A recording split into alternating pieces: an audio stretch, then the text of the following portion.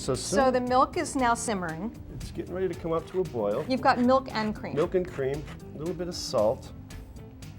The magic ingredient, not rennet, anything like that, the lemon juice. It's great. It's really foamy now. Yep, and we And want that's it what to you're come looking up, want some bubbles to come up from the center, not just the sides. So it's really boiling. Yep. And you want to stand over it at this point for sure.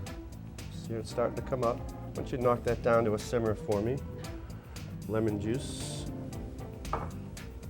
Lemon And juice if it's in. starting to go over, just take it off the heat. You need to really pay attention. It immediately Stirring, starts you can see to that thicken and Yep. and starting to get curdled. coagulate, yep, and it'll separate the whey. Does the amount of cooking time or the length of cooking time affect the curds?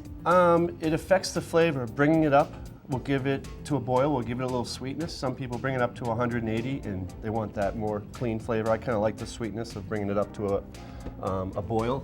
Okay. So that's a preference. And how long do you boil it for? Or, we've been simmering here for It's a few already minutes. curdled. A So- minute, maybe. You bring it up to a boil and then right down to a simmer. Lemon juice, a minute or two, turn it. And You by can cooking see it all those longer, what curds. does that do to the flavor? It'll sweeten it a little bit. You don't want to go too long. And I'm making sure all the curds have developed. Okay.